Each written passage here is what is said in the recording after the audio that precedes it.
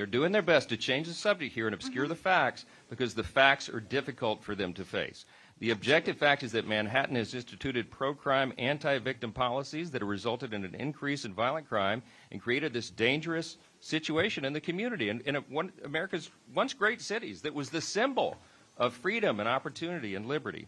According to the NYPD data, New York City saw a 23% surge in major crimes in 1 year since Alvin Bragg took over. That is the fact. We have a violent crime epidemic here, and everybody in America knows it because we see the videos played out on our television, local news, every single night of what's going on here in the city. I just want to say this, and I'm almost out of time, but I've shared in this committee before the long list of statements from leading Democrats in Congress and the leading Democrats on this very committee who specifically and aggressively called for the defunding of the police. And as a result, in 2020 in New York City, officials cut $1 billion from the police department's 2021 budget. These are the completely foreseeable and obvious effects of these soft-on-crime policies that are advanced by Soros-funded DAs. Alvin Bragg is, in my view, probably the worst offender. And they're trying to manipulate the facts. They're trying to change it. But I thank you all for being here. I yield the remainder of my time. Committee will be in order. The gentleman yields back. The gentleman from California, Mr. Schiff, is recognized for 5 minutes. Almost 3 weeks ago, is the microphone on? Yeah, just pull it close. Almost 3 weeks ago, Donald J. Trump was indicted by a grand jury in Manhattan on dozens of counts of fraud in connection with a hush money payment scheme in which his personal lawyer, Michael Cohen, previously went to jail. Since the former president's indictment, the Manhattan District Attorney has been the subject of countless death threats and racist diatribes. Others have made ugly appeals to anti-Semitism in an effort to attack the proceedings. And this committee has used every means at its disposal to disrupt, interrupt, and interfere with the prosecution, demanding documents it has no right to obtain and no jurisdiction to demand, subpoenaing a former district attorney, deputy district attorney, and threatening to subpoena the DA himself, and now holding this hearing in Manhattan in a vain attempt to intimidate or embarrass the prosecutorial authority. Now, the majority denies that this is the purpose of today's hearing. They would have you believe it is a mere coincidence that all of a sudden and out of the blue, the chairman decided that the state of New York is a wonderful place to do a hearing. Not the chairman's home state of Ohio with its high rates of murder, but New York State. And of all the cities in New York, they would pick New York City. And of all the boroughs in New York, they pick Manhattan. Apparently, Manhattan is just lovely this time of year. What a remarkable coincidence, we are meant to believe. Of all the gin joints and all the towns in all the world, we just happened to walk into this one. How absurd. Of course, this is not a coincidence at all.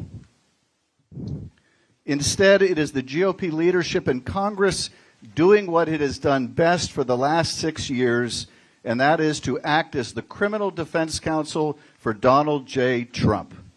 Well, let me tell you this. Capitol Police, gentlemen will suspend. Capitol Police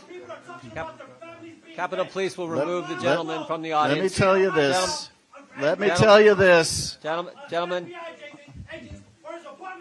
Let me tell you this. Donald J. Trump. Gentlemen will suspend until we got order.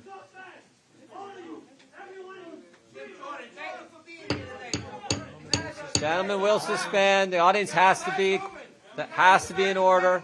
Capitol Police. Capitol Police. Sir.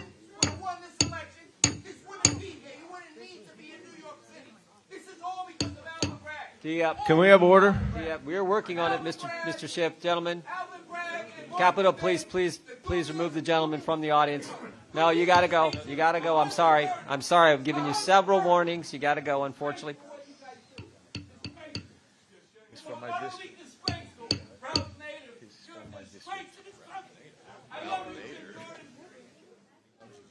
It's a very unfortunate attack on Ralph Nader. Committee will be in order. Committee will be in order. The gentleman from California. Those comments about recognized. Ralph Nader are way out of line. Of course, it is not a coincidence that we are here in Manhattan. Instead, it is the GOP leadership in Congress doing what it has done best over the last 6 years, and that is to act as the criminal defense counsel for Donald J. Trump. Well, let me tell you this. Donald Trump doesn't need the lawyers on this committee to be his criminal defense lawyer. He has plenty of those already. Nor is that the role of Congress. Quite the opposite. Our role should be to defend the rule of law, not tear it down. We should be defending the principle that no one is above the law, not attempting to establish a new principle that if you are politically powerful enough, you get a pass. We should be defending the independence of the grand jury and the safety of a public servant enforcing the law, not adding to the dangers to both. The Manhattan District Attorney has the burden of proving Donald Trump guilty beyond a reasonable doubt. A jury of ordinary citizens will have the responsibility of determining whether he has met that burden. That this process will be the same for a former president as it would be for his lawyer or his driver or his doorman or his neighbor is the strength of a democracy, not its weakness. The first thing Chairman Jordan said today was that this hearing is about the administration of justice, but more accurately, it is about an effort to interfere with the administration of justice. He said that here in Manhattan, the scales of justice are being weighed down by politics, and they are, but only today. And by this committee's actions in trying to intimidate the Manhattan DA for having the audacity to believe that in America, being rich, being powerful, even being president of the United States, does not entitle you to violate the law with impunity. There was a time in America when both parties used to believe in the rule of law, but sadly those days are over. One of America's two great political parties believes that political might makes right, and more than right, it means that you are beyond the reach of the law and beyond accountability. The more power, the less justice. But this is not democracy. This is the antithesis of democracy. I yield back. Gentleman yields back. The gentleman from Arizona is recognized for 5 minutes. Thank you, Mr. Chairman. I appreciate all of our witnesses being here today. Thank you for sharing your compelling stories. I would just say, Mr. Morgan, after hearing what you've heard today, I think you probably understand why it's real tough to sit down and have a logical, cogent argument on how we might jointly, with nonpartisan affiliation, try to solve some of these problems. What do you think? And talks about you guys, Republicans, about Trump. Hey, while Trump was in office, he's busy holding hearings trying to get him out for 4 years. So I don't think you have the right to say that you politicized when you were in power. You tried to get Trump out, you couldn't get him out.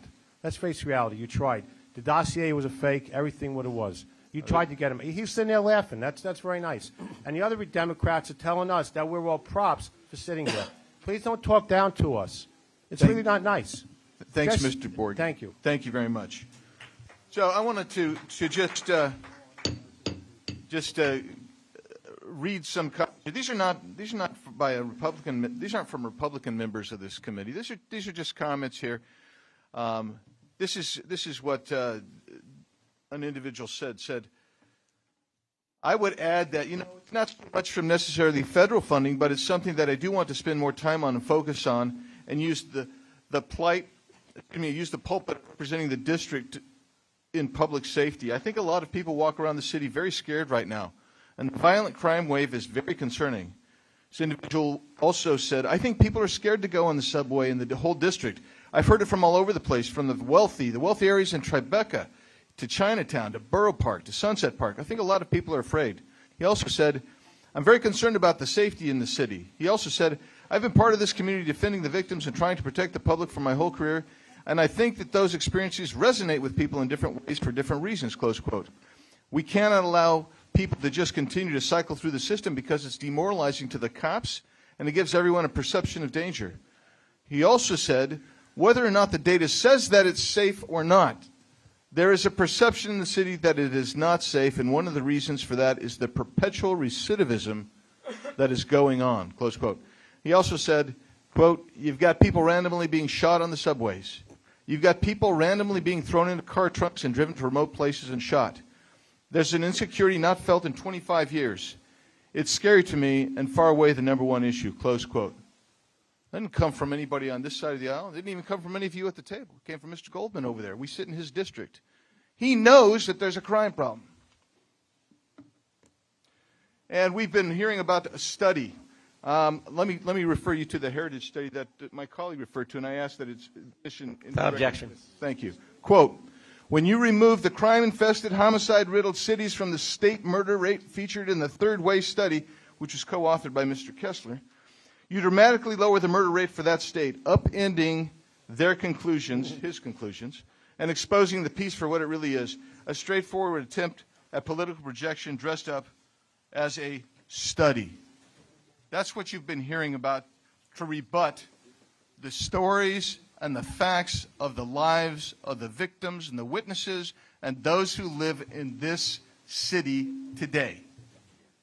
Mr. Holden, why won't your family go take the subway, the mass transit system in this city? What they've experienced, when my daughter took the subway the other day for the first time, she says, I'm not going back because I felt unsafe. People talking to themselves, people screaming. It is terrible. And by the way, if you want to cherry pick numbers from the other side, and I'm a Democrat, but I'm against what I've heard about these stats. Downloaded from the NYPD this morning, 25% increase in all the 7 major crimes in New York City in a 2-year period. 26% in the 13-year period. For Manhattan North, Manhattan South, 59% increase in a 2-year period in the 7 major crimes, 17% in the 13-year period. For all of New York City, and this again is from NYPD, so cherry pick your own numbers, but this is overall. 45% increase in the 2-year period in crime, in the 7 major crimes, and a 23% in the 13-year. So this is what we're facing, and this is what we go to work, and we fought so hard in the 90s to stop this crime wave that we had in New York City, and we did it. But now it's being rolled back to the bad old days. Yield back. I think the gentleman yields back. Let me just, before going to Mr. Cicilline, we've been at this 2 hours. The witness is fine. If any, because we'll keep going. But if you need a break, just please let us know. The gentleman from Rhode Island is recognized for 5 minutes. Mr. Chairman, I yield 30 seconds to Mr. Goldman from New York. I appreciate Mr. Bigg's reference to some of the concerns that we have about public safety, because it is something that is shared across the aisle. The problem is that you are using this as a political stunt unrelated to real concerns about public safety around this country. Manhattan has the 6th fewest murders out of the top 50 cities in this country. So we all know why you're here. So don't play the political games. You want to have a meaningful conversation? Let's talk. I yield back. I want to thank the witnesses for being here today and, of course, sharing some very painful stories about your loss. I want to start by emphasizing that keeping Americans safe is one of the most, if not the most important responsibilities that we have in government. It's one of our most important callings as lawmakers. And I was mayor of a city and presided over the lowest crime rate in 30 years, serving as a public safety commissioner. So I understand this very deeply. But my colleagues, sadly, are not here to meaningfully work on public safety solutions. This hearing was called for a purpose: to intimidate a district attorney for doing his job and upholding the rule of law. And you know how I know this? Because our colleagues consistently vote against laws that would increase public safety and ignore facts on what actually decreases crime. Gun violence is now the leading cause of death of children in America. And it kills 40,000 Americans a year. I mean, it would be in order. And yet my colleagues... The gentleman suspend just for a second. I'd ask that the clock stop, please. Yes, clock stop. We'll be happy to do that. We need to stop the conversations over here. The gentleman... gentleman...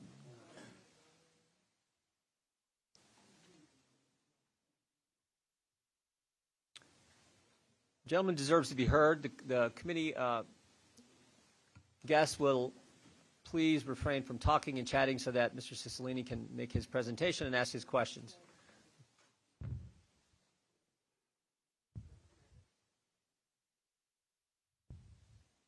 Gentleman is recognized. Thank you, Mr. Chairman. Gun violence is now the leading cause of death of children in America and kills 40,000 Americans a year. Yet my colleagues vote repeatedly against even the most common sense gun violence prevention measures.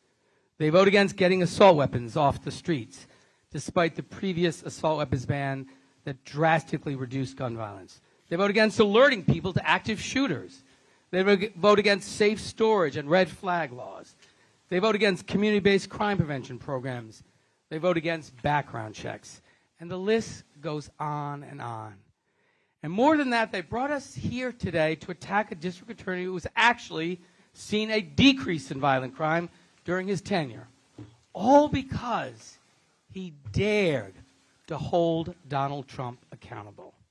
So please spare me this suggestion that this is about a sincere interest in finding solutions to crime. This is about your agenda to earn the admiration and support and good wishes of the former President of the United States. But I, for one, would actually like to hear about some actual solutions to public safety, and particularly to gun violence in our communities. And that brings me to my first question. Ms. Fisher, how do our gun laws, or lack thereof, contribute to America's gun violence epidemic? And is the rate of gun violence in this country and the rate of gun death comparable in any other developed country in the world? Thank you, Representative. The gun violence rate in the United States is 26 times higher than every other high-income country. So we are comparatively a much more dangerous place to live. And though violent crime, and I strongly push forward that gun violence is violent crime and should be considered as a part of this hearing, violent crime is going down in New York City according to law enforcement's own data. However, we could be doing so much more to ensure that New Yorkers are protected and all Americans are protected by enacting comprehensive universal background checks, by having a licensing system and requiring a permit to purchase. We could also be banning the assault weapons that are most commonly used in mass shootings that are killing our children every day. And one of the things that I think that Congress has a responsibility to look at, although we don't have jurisdiction over state criminal prosecutions, obviously, or local prosecutions, what is the evidence with respect to the focus on exclusively arrest and incarceration, but how do we prevent crimes? What are the good strategies? Because, frankly, by the time someone's a victim of a crime, we've already failed. Our goal should be to prevent crime. So what does the evidence say with respect to those two different strategies? We need to be investing in prevention, largely because there's so many guns that are being trafficked from out of state. We need to be investing in our communities, and that's with resources towards community violence intervention strategies and prevention programs, including in schools, more trauma support for victims, more resources, better housing, all of those issues in terms of the inequities that are impacting especially impoverished Black and brown communities in this country and in this city need to be addressed as a public health crisis, and we need to be investing in prevention. Thank you. With that, I yield back, Mr. Chairman. Gentleman yields back. Gentleman, Ms. Tiffany is recognized for 5 minutes. Thank you, Mr. Chairman. Mr. DiGiacomo, would you rather have sympathy for the police, or would you rather have respect from elected leaders? Well, respect and sympathy. It's a very difficult time. In my 40 years now, this is probably the most difficult time in policing that I've ever seen. But, yeah, you know, respect is important, of course. Do soft on crime policies lead to less gun violence? I believe so, yes. So you believe going soft on crime is going to cause there to be less gun violence in your city? No, not less. Soft on crime is going to cause more gun violence. Okay, I'll state it this way then. Do soft on crime policies lead to more gun violence? Yes.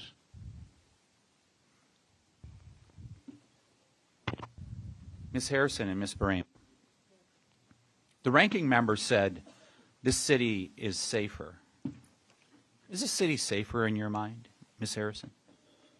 No, I have a lot of friends through my advocacy that live here that are considering moving their entire families. Ms. Brame, is this city safer under District Attorney Bragg?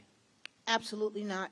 There's all kinds of criminal elements roaming the street, free to do whatever they want. Mr. Holden, the district attorney's office conceded they used $5,000 in federal funds, which are authorized by us here, for purposes other than fighting violent crime here in Manhattan. Do you agree with the district attorney's decision to do that? No, I don't. And I disagree with most of what DA Bragg's is about, especially the soft on crime. But what's happened in New York City, the reason why our crime, and it's not going down, it's going up if you look at the trends. We have the lowest incarceration rate of any major city in the United States. I'll repeat that. The lowest incarceration rate of, let's say, 40 of the biggest cities, New York City has the lowest. And that's because Mayor de Blasio, before Mayor Adams, started releasing everyone from jail. So, of course, crime was going to go up, and it skyrocketed in 2020. So that's the reason. We still, I believe, we have to arrest more people. DA Bragg will disagree. And they should go to jail when they commit a crime. So, Mr. Holden, in regards to so there's this federal funding that comes in and it's not being used to fight violent crime. Is it, as an elected representative, do you view it as inappropriate that those of us that are responsible for those dollars going to fighting crime, using federal funds, is it inappropriate for us to review how those dollars are being spent? Yes, it's certainly, we should review it, yes. Mr. Holden, have you been asked to be on any of the major networks to deliver your message? Have you been asked, for example, to be on CNN to deliver your message? I've been asked, not from CNN, but I have been asked on other major networks, yes. And you've shared those comments. Ms. Brame, Ms. Harrison, have you been asked to be on one of the major networks to tell your story? Not CNN. Ms. Harrison? No, not CNN, not MSNBC. They refuse to even acknowledge that victims are a part of this hearing. So let's talk about, we hear percentages. Time after time we're hearing percentages. In 2022, as a result of a 7% increase in rapes, that's 110 more people that got raped here in New York City. Those are almost all women, I'm sure. 110 people. Auto theft, 3,256 more carjackings here in New York as a result of this soft on crime. Transit crimes, people being pushed off from subways, right? 521 more people. 521 more people. 30% more? That's 521 more people. That's what we're seeing, ladies and gentlemen. These are real people that are being harmed. I just want to conclude with this, Mr. Chairman. I'm so glad we're having this first hearing in New York, but I want you to come to my state. I want you to come to Milwaukee, where we had a district attorney. Here's his quote when he started out. Is there going to be an individual I divert or put into a treatment program who's going to go out and kill somebody? You bet. Milwaukee has 10% of the population, and they have 25% of the crime. Mr. Kessler, that's the problem, is the Soros prosecutors are not doing their job. And in Wisconsin, now we've got a Soros Supreme Court justice. The people of Wisconsin better hang on, because violent crime is going to get worse. Come to Milwaukee, Mr. Chairman, for the next hearing. Gentleman's time's expired. Ms. Scanlon is recognized for 5 minutes. Thank you, Mr. Johnson. Our constituents elect us to make their lives better. They send us to Washington to work on the issues that impact American families, whether it's health care, jobs, the cost of prescription drugs, infrastructure, clean air and water, climate rescue, and of course, safe communities and schools. But every day in Congress, we are seeing the right-wing extremists who control the House failing all of us, choosing publicity over progress, choosing politics over people, and choosing protecting the disgraced and now indicted former president rather than protecting our democracy. Today, at the urging of the former president and his lawyers, the chairman has dragged the entire House Judiciary Committee to New York, inserting the federal government into a purely state and local matter with no credible pretense of jurisdiction. And he's making the American taxpayer, and especially the New Yorkers, who he claims to be so concerned about, making those taxpayers pay for this foolishness. This isn't governance. It's not working for the American people. It's grandstanding. It's a stunt. Just look at all the cameras here. And every second of it is preventing us from being able to do the real work that the people who elected us expect us to do in Congress. To our witnesses here today who've shared their pain and trauma in being victims of crime and violence, I am so sorry for the impact that has had on you and your families. Anyone listening to you has to be moved by what you've experienced. And I applaud your courage in trying to take that pain and move to change things going forward. But I fear that you have been re-victimized by this hearing, because this hearing is not going to provide that change. It's not a serious effort to make our communities safer. Our Republican colleagues aren't in New York City to prevent crime. They're here to protect someone who's been charged with committing crimes. And how do we know that? Look at the time, place, and manner of this hearing. We know that the timing isn't a coincidence, because as soon as it became obvious that the Manhattan district attorney was getting ready to charge Mr. Trump with crimes, Mr. Trump's lawyers sent a letter to the chairman telling him to use the full powers of Congress to go after the Manhattan DA. We know that the place is important because the choice of place for this hearing isn't a coincidence. It's about protecting Mr. Trump because it's being held in the city where Mr. Trump was indicted and arrested just 2 weeks ago. If this hearing were focused on fighting crime, as several people have mentioned, there are other jurisdictions that have much higher rates of crime. And as to the manner of this hearing, we know that it's about protecting Mr. Trump because it's being led by the disgraced former president's closest allies, the ones who benefit the most if he can beat the criminal charges here in New York, or if they can intimidate the Manhattan DA or the other prosecutors across the country who are investigating other alleged crimes. Crime prevention is a serious topic, and it deserves serious discussion, but that's not what this hearing is about. Instead, we're seeing a circus, a performance by partisan politicians who've hitched their wagons to the Trump train. So I and my colleagues refuse to sit idly by while families across this country, from Alabama to Louisville to Nashville to Uvalde to Buffalo to Boulder, while they're mourning the loss of their loved ones to gun violence.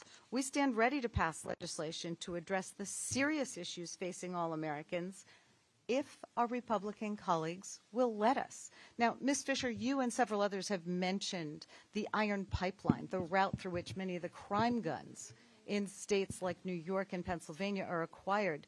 Just last year, the ATF intercepted 400 illegal guns from southern states that were being sent to my community in Philadelphia. Can you speak to the impact of lax gun laws in states that lack more specific gun laws, the impact that it has on gun violence is in cities like New York and Pennsylvania, Philadelphia?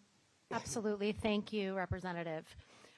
Because traffickers are able to easily and illegally obtain guns in states with weak gun laws like Florida or Georgia or the Carolinas, they are able to easily purchase lots of guns and traffic them into neighborhoods that have been disproportionately impacted by structural and systemic inequities for decades.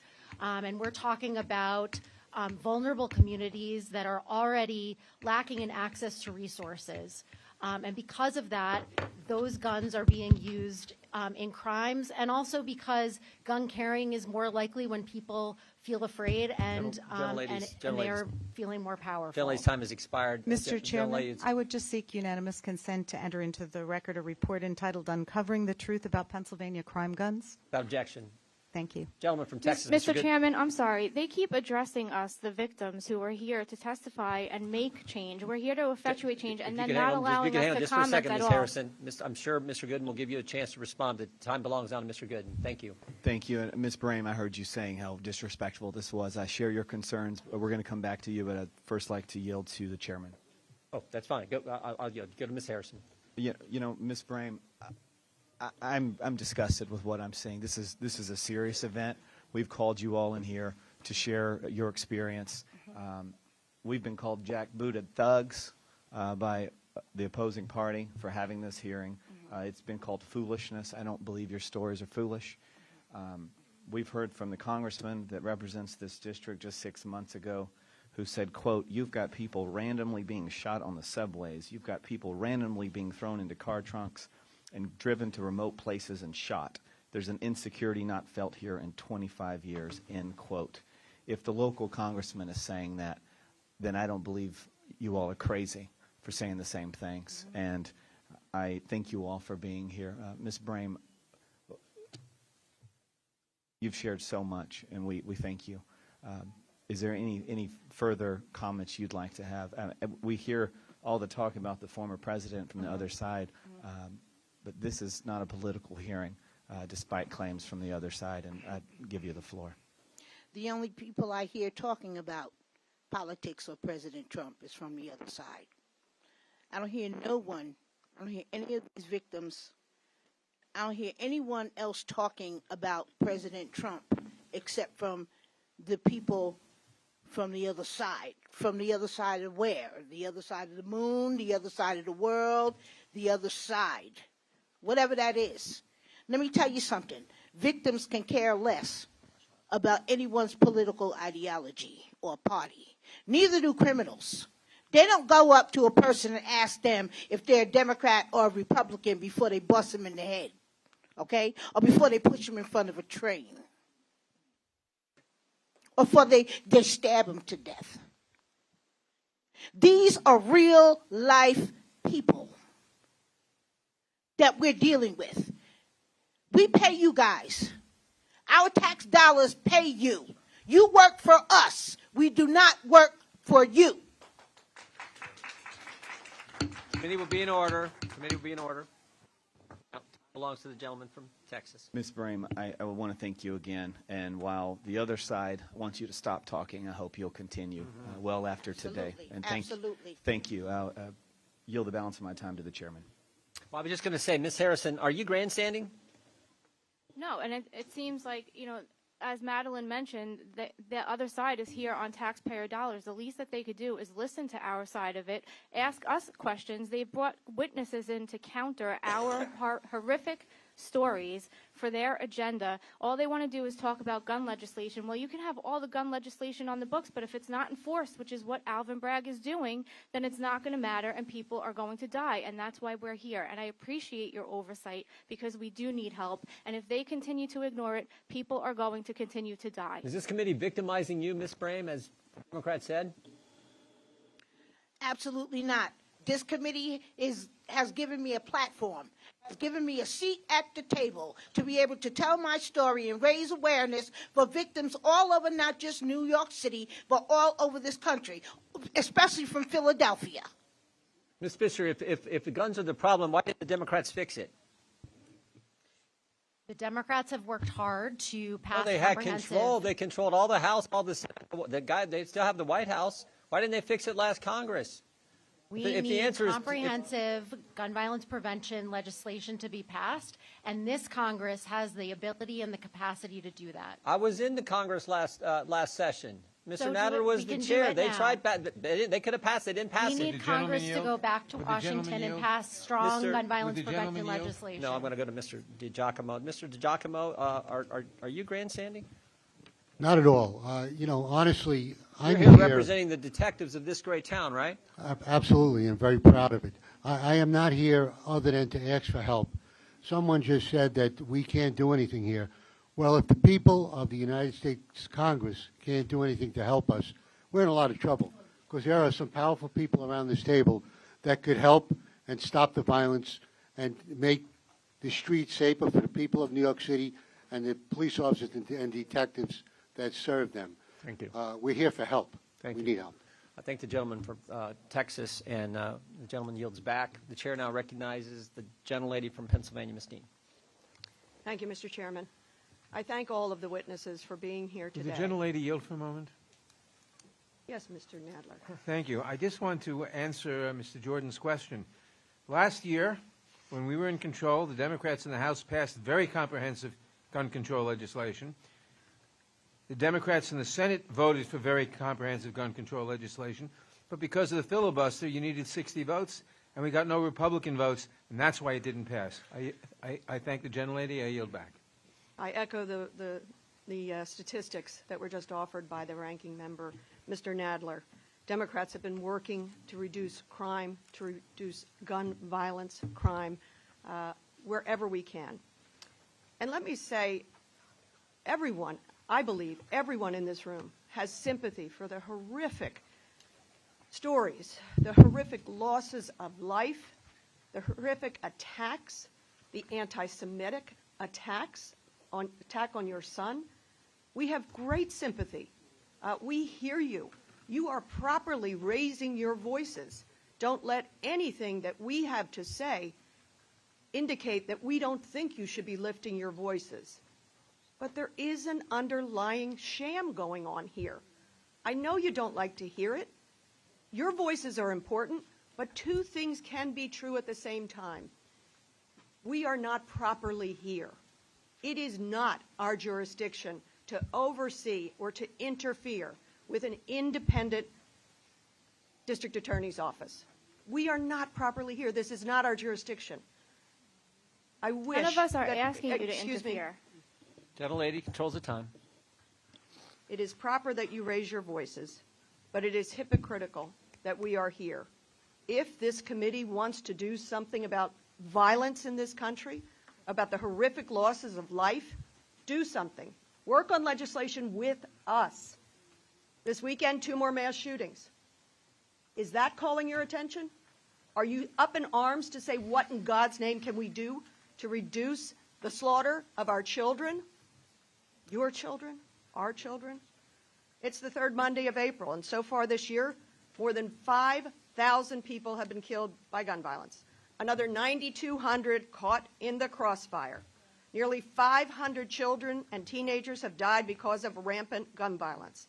We know that number of families devastated and lives forever altered is even larger. And we're only in the 4th month. None of this is new. Hearing after hearing, one Congress to the next, the numbers keep repeating themselves. More than 200 people a day shot. 40,000 people a year killed by guns. We know all this. Facts are supposed to influence action. Horrifying facts are supposed to elicit a response. Yet my Republican colleagues prefer gesturing about violent crime rather than doing something about it. I'm reminded of the character in Succession, the late Logan Roy, said, "You are not serious people. If you are serious about doing something about violence, gun violence, and other violence, please join us." Last Congress, as the ranking member said, the House passed a universal background checks bill. 63% of Republican gun owners support it, yet only 8 of my Republican colleagues supported the bill. 202 of them voted against it, including every Republican member in this room. Again, not serious people. Assault weapons are the firearm of choice in mass shootings. The Democratic House last Congress voted to ban these weapons of war. Only 2 Republicans out of 211 voted for it. Neither is in this room today. When Senate Republicans were finally motivated to action by the horrific slaughter of babies in Uvalde, did my Republican colleagues here join? No, not a single one of them voted for the Bipartisan Safer Communities Act. Make no mistake, If the concern about addressing violent crime addressed by my Republican colleagues was genuine, they would have acted. There'd be more for us to be talking with you about here. We're only here today because Chairman Jordan and his colleagues want to make a show of defending a former, failed, twice impeached, crooked president. This is not serious. Violent crime is a grave national issue. It demands serious consideration by legislators who want to make a difference and to save lives. That is reserved for us. I yield the remainder of my time to Mr. Goodman. Can I ask you, why is anybody blaming the shooter? You're always blaming guns. No one blames the shooter. They're crazy people. Committee will be in order. Mr. Borgen, the committee will be in order. The gentlelady had, I believe, like 18 seconds, and you were yielding to, was it Mr. Goldman? Yes. The gentleman's recognized. I want to be very clear to all of you, as reflected in my statements, that we are all very, very concerned about your stories. We are concerned about every victim. I was a prosecutor for 10 years. Victims' rights are essential. But what we're talking about here is something that the state needs to deal with. The reason why we're saying this is a political theater is that we don't have jurisdiction to do anything about what you're concerned about. So I just want you to understand that. Gentlelady's time has expired. Chair now recognizes the gentleman from Oregon, Mr. Bentz. Pull that real close, Cliff. Thank you, Mr. Chair. Thank you for holding this hearing. Thank you, witnesses, for being here and sharing with us your incredibly challenging stories. Quote, "The justice system's not cooperating." This is a quote from one of the retailers here in your town. "The justice system is just not cooperating. It's getting to a point where you either have to padlock every item that has to be stolen or could be stolen, or you have to fight back. And if you fight back, you take the risk of going to jail for protecting your property." That's one of the reasons we're here. Here's several more, because I've heard a lot of suggestions that we're here for reasons having nothing to do with why I'm here. This has 8.5 million people. That's just twice what my state has. It has 58 million people within 250 miles. It is 4 million larger than our next largest city, which would be LA. It has a GDP of $1.56 trillion. This is an asset we should be doing everything to protect, and particularly the people within it. Mr. Holden, drawing your attention to the next to last paragraph in your testimony, it appears that you believe that we in Congress can actually do something. You actually talk about what we might do. And so I would like you just to elaborate just a bit so that people aren't thinking that we're just here for show. We can actually do something. Can you go to that next to last paragraph and share your thoughts? Yes. When the public is not being protected, when we fear for our safety day in and day out, we lose our freedom. And if Congress can't do something, then I don't think anyone can. You can do this with funding. You can do this with certainly federal attorneys jumping in, prosecutors. There's a lot of things I think Congress can do. I'm here because, and as a Democrat, I don't agree with a lot of my party's stances on things, but and I'm more of an independent person. But I've been on 6 years in the city council, and they've never held a hearing on victims' rights. They hold hearings on criminal rights and how they're not being treated properly. And I get that. That's important to have. But what about victims' rights? 6 years on the City Council, on the Public Safety Committee, not one hearing. Mr. Hull, I'm going to interrupt if I may. I'm going to stick with you, though, because you also say in your letter, and this is in response to Ranking Member Nadler's questions about percentages in crime reduction, but you note in your testimony about cherry picking of statistics. So I want you to talk about that for just a second. You note that it's easy to twist these numbers around.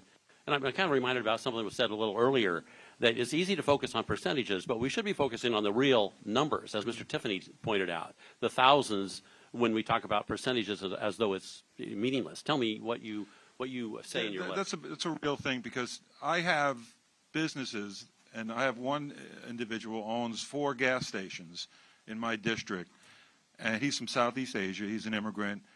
He is living the American dream until recently, until 2019, is when the bail reform package went through the state. He says a good day for me and my 4 gas stations when I'm not held up.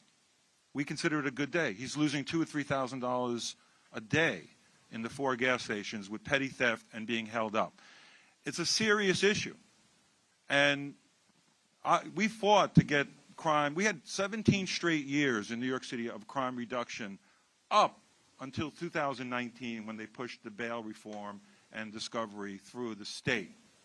And now crime is going up. And again, 13 years we've had an increase in crime. So anybody cherry picking those numbers, anybody who's a real New Yorker knows that we had low crime, and we were proud of that. We were the safest city in the United States, not anymore. Thank you. We're just a few seconds left, and I just want to say that I'm happy we're here in New York. But for those of you who want to see the consequences of lax prosecution practices, come to Portland, Oregon, and look at what's happened to that beautiful city where I went to law school years ago, and you can wander around in downtown Portland without fear of anything happening. The restaurants were great. The cultural scene was great. In the last 3 years, that has changed so dramatically. It is ridiculous. And if you want to see what happens when you don't prosecute people for throwing bricks through windows, starting fires in downtown, running everybody else out, come to Portland. It's so incredibly sad. But I'm going to come back to New York for a moment. My last little phrase here is, despite what you folks are enduring here as a result of runaway progressivism, you still have these wonderful people, the police, working for you, and I'm happy for that. But I tell you, as I sit here and listen to Democrat politicians use rampant crime and violence to justify more restrictions on possession of firearms, I must say, please, let's turn our attention to the good things we can do in Congress. And with that, I thank you all and yield back. Gentleman yields back. Thank the gentleman. Gentleman from Maryland, Mr. Ivey, is recognized for 5 minutes. Thank you, Mr. Chairman. Just a brief response to that. I mean, yes, we're thinking about gun control and trying to reduce gun violence because of Nashville and Louisville and Alabama yesterday. So it seems to me that it's unsustainable. We need to do something to address it. I believe the Second Amendment is important, but I think protecting second graders from being killed is important as well. Ms. Harris and Ms. Brame, Mr. Borgen, I want to commend you. I was a prosecutor for 12 years, 4 as a federal prosecutor, 8 as a local prosecutor in Maryland, which is kind of the birthplace of the victims' rights movement. And so I understand that what you're doing and the role that you play, in fact, it really transformed the criminal justice system in the 90s and the 2000s, and I encourage you to continue on. You don't need that. I can tell just by what I've heard from you today, you're going to sustain it and keep fighting on behalf of your loved ones, but I commend you for what you've done.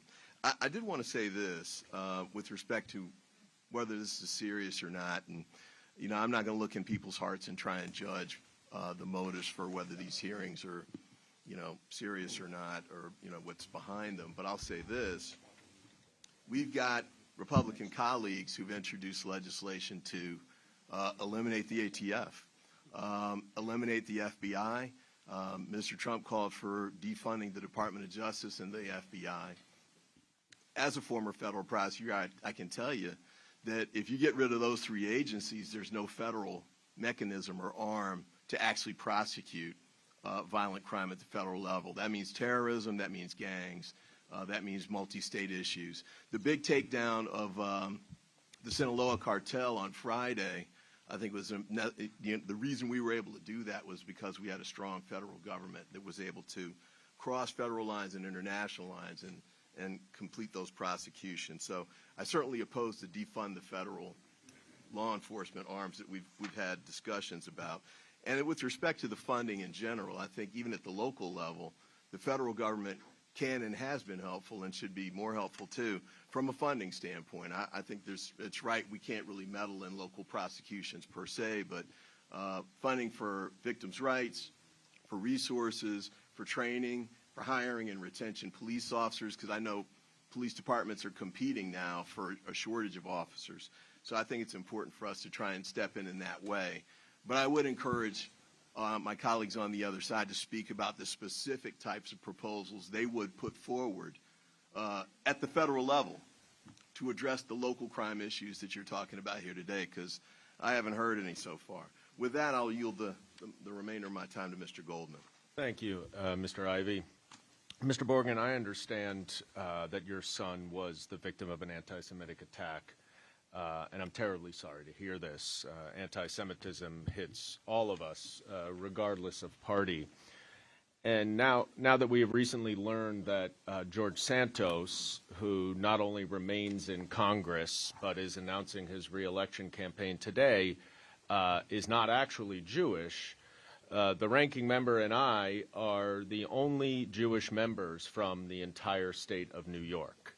And we are deeply concerned about anti-Semitism in New York, which has increased more than 400% in the past 8 years.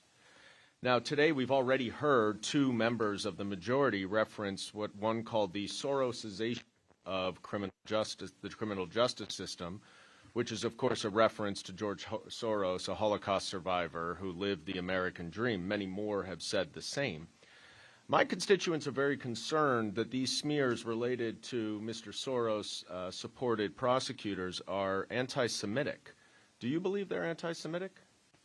Well, here's my answer to that. I know Soros is Jewish. He can't be anti-Semitic. I can't believe that, especially... No, what people say when they use Soros. Soros' politics, he's just a liberal, lefty politician. I don't think it has nothing to do with what his beliefs are. What he wants to create, whatever he wants to create, it's his business. All right. I appreciate that.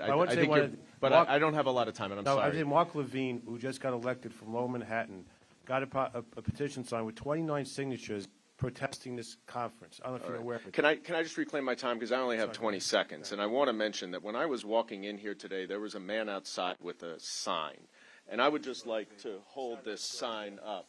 You saw it, right? There's a Star of David with $2 signs and Soros. Would you say that's anti-Semitic? That's 100% anti-Semitic, and it's disgusting. Right. It's disgusting. I yield back my time.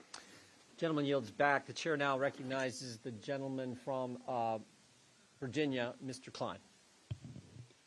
Thank you, Mr. Chairman. I want to echo the comments from Mr. Holden. Your allegiance is to your constituents. Each one of us is here because of our constituents. Our allegiance is to our constituents as well. My constituents live in the Shenandoah Valley of Virginia. Feels about as far away from New York City sometimes as you can get. The floor that I was on in my hotel last night was taller than any building in my entire home county, Botetourt County. But our hearts are with the people of New York City. Our hearts are with the victims of these crimes that are being committed against the people of New York City. And every crime has a victim, and it's not just about numbers. It's about real people, as Mr. Tiffany was saying. And we are hearing some of those stories, and I want to thank you all for being brave to come here and share your stories with us. We're grateful to you. But my constituents are scared because they're watching what's happening in New York City, and they know that the Shenandoah Valley, if they adopt the wrong policies, if they elect the wrong prosecutors, their lives could turn for the worse, and their cities and counties could be full of crime as well. And the policies that have been adopted in New York City are policies that were just adopted in Virginia when Democrats took over the House and Senate and the governor's mansion between 2019 and 2021. They abolished parole, or they reversed policies that were put in place in 1995 that abolished parole, instituted mandatory minimum sentences, and presumptions against bail. Those are all gone now. And we're worried, quite frankly, in Virginia because we see the impact of those policies here in New York, along with the falling apart of what I consider to be a three-legged stool when it comes to the fight against crime. You need three legs of a stool. You need police who are going to arrest, you need prosecutors who are going to prosecute, and you need judges who are going to put people in jail. And here in New York, you don't have those three legs. I'll let you decide how many legs you have and how strong those are. But when you get rid of the policies that, like a presumption against bail that we got rid of in Virginia, like the bail policies that you have here, the ending of cash bail here in New York City, it's like termites eating away at that stool. So no matter how strong you have in terms of your mayor who's a former police chief or your police chief now, if you lose those legs or if you have the stool being eaten away, you see the spike in crime that's happened. And we have a spike in crime here in New York City. 1,500 rapes, up 7%, robberies up 26%, felony assaults up 13%, burglaries up 23%, grand larcenies up 26%, auto thefts up 32%. all accounting for a 23% increase in major crimes in just the last year. So we do have you have a problem in New York, one that we're afraid could spread to other places like my area of Virginia.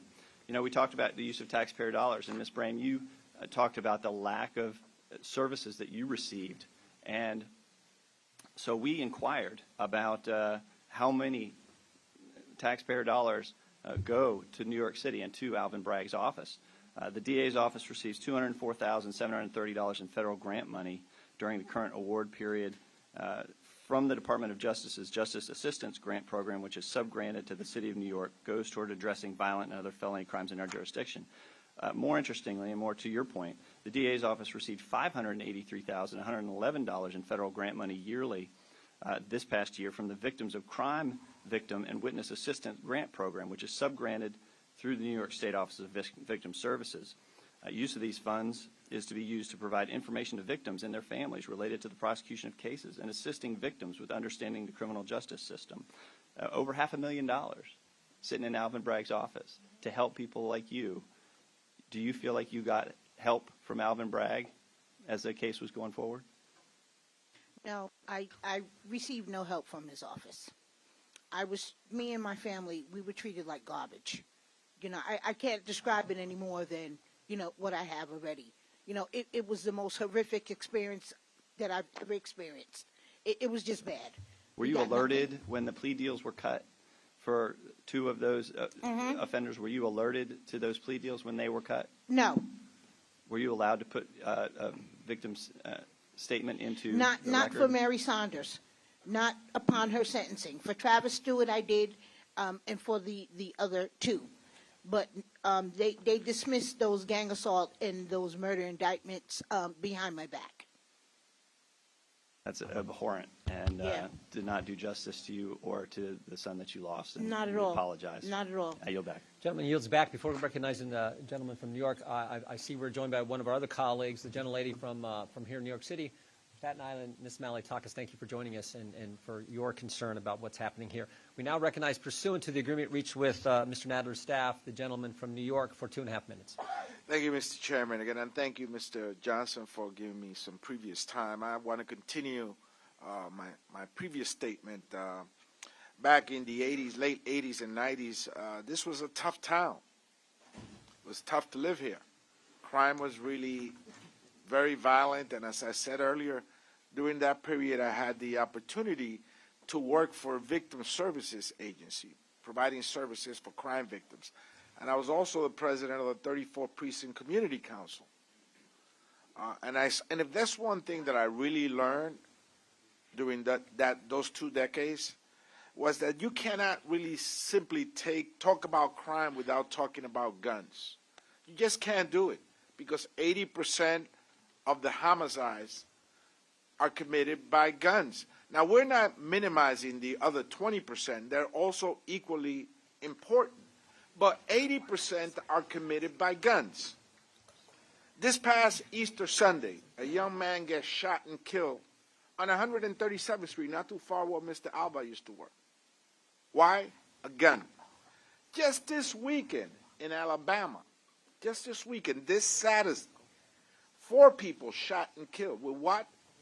A gun. A shooter in a Louisville bank kills 5 people with who? With what? With a gun. The horrific elementary school shooting in Tennessee that left 6 people killed, including 3 children, with what? With a gun. Some of my colleagues, after that shooting, wore their AR-15 pins on their lapels and tie clips, I think mocking the death of those innocent kids. So a gun is the common denominator in 8 out of 10 homicides. How can we take that away? We cannot do that. We must continue to fight for common sense gun law. And you know why? I'll ask you all that are here today. You want to find out why guns are not being talked about? Follow the money. Follow the money. Go into each and every one of our campaign accounts and figure out who's getting money from the NRA. Just follow the money. That's a phrase that's usually used on a common basis here in New York City. Very simple. Who is the NRA supporting? Gentleman's time has expired. The gentleman yields back. The gentleman from South Carolina, Mr. Fry, is recognized. Thank you, Mr. Chairman. I want to thank you for holding this hearing today in one of the most iconic cities in the world, New York City. I want to especially thank the witnesses, the victims, for your bravery today. It is not easy to come here to talk about this in the public square, but thank you for doing that. When people think of the United States, they think of this city, as was talked about earlier. If you can make it here, you can make it anywhere, but underneath all of those twinkling lights, something is not right in New York City. Shootings in Times Square, robberies in broad daylight, stabbings on the subway. I got into a cab yesterday, and the gentleman who was driving had been doing it for 25 years, and without knowing who I was or why I was here, he proceeded to talk about the city. And he said, "This city has changed." And I asked him what he meant by that. And he immediately started talking about the crime. It's gotten so bad, it's out of control. This, unfortunately, is what we get in Joe Biden's America and Alvin Bragg's New York City. To the good people of New York, we hear you. We are here in New York today because we want to hear from you, and we hope that your local leaders start to listen to you as well. When the hearing was first noticed, the district attorney released a statement that we were coming to the, and I quote, safest big city in America, and that this hearing was a political stunt. You want to know the real political stunt? Politicians in New York and other places continually pushing failed policies despite knowing that they don't work. Let's talk about this for a second. According to the New York Police Department, in Alvin Bragg's first year in public office in 2022, rapes are up 7%, felony assaults rose 13%, robberies spiked 26%, burglaries are up 23%, grand larceny is up 26%, auto theft has risen 32%, 170,000 felonies in New York City in 2022 alone, the most since 2006. Does that sound like the safest big city in America? I think not. The question is why? New York State eliminated cash bail for most crimes, tying the hands of judges and law enforcement. Alvin Bragg's Day 1 memo, which outlined his office's position that he would not prosecute certain types of crimes. In addition, rather than approach each case on the facts of the offense committed, his office is focused on how much money you make, your circumstances, or your immigration status before deciding whether to charge a crime. And of course, as was already talked about, defunding $1 billion out of the New York Police Department's budget. 52% of felony charges are downgraded to misdemeanors in this district attorney's office, the highest number in years. The felonies they actually decide to prosecute, his office was only successful in securing the conviction on 50% of those, the lowest number in years. On misdemeanors, 29% of misdemeanor charges resulted in conviction. If you listen to the district attorney, he sounds and acts more like a public defender than a prosecutor. If you want to defend criminals, be a public defender. If you want to change policy, run for the state assembly. Instead of partnering with the New York Police Department to prosecute these crimes, he seems hostile. It's no wonder that officers in the New York Police Department are resigning at a record rate. According to a recent article by the New York Post, there is a 117% increase in cops resigning in 2022 alone. That's the most since right after 9/11. Regarding New York's bail law, the John Jay College of Criminal Justice found that approximately 72% of violent felony offenders who were released without bail were rearrested. Recidivism is so bad in New York that 327 individuals were arrested for more than 6,000 crimes of retail theft. That's not giving somebody a second chance. That's letting them do the same thing over and over again to about 20 times and still letting them off the hook. If at first you don't succeed, try again. Maybe the 21st time they'll wake up. From an interview in January, District Attorney Bragg said he knows what's going on in the streets. Does he? It doesn't sound like it. Ms. Brame, I want to start with you and to the other victims. Who benefits more in this city, law-abiding citizens or criminals? Can you repeat that, please? Who benefits more in this city, law-abiding citizens or criminals? Oh, absolutely criminals, 100%. Ms. Harrison? Criminals. Mr. Borgen? Same question. Unfortunately, it's the criminals who are getting all the perks. Ms. Brame, have you spoken to the district attorney about your son's case? Absolutely not. No response. If you could speak to him today about it, what would you say? I would demand that he reopen that gang assault and that murder case against Mary Saunders and Travis Stewart. If no one is above the law, prove it. Prove it by prosecuting them. Bring that case to trial. Thank you for your time today, Mr. Chairman. I'll yield back. Gentleman yields back. The gentleman from New York is recognized for 2.5 minutes. Thank you, Mr. Chairman. Ms. Brame, you said earlier that you are only hearing about Donald Trump from one side and not the other. But I want to tell you that that's very, very intentional, because they know that they are using taxpayer money to defend a private citizen in his own criminal investigation, and that that is an abuse of their power.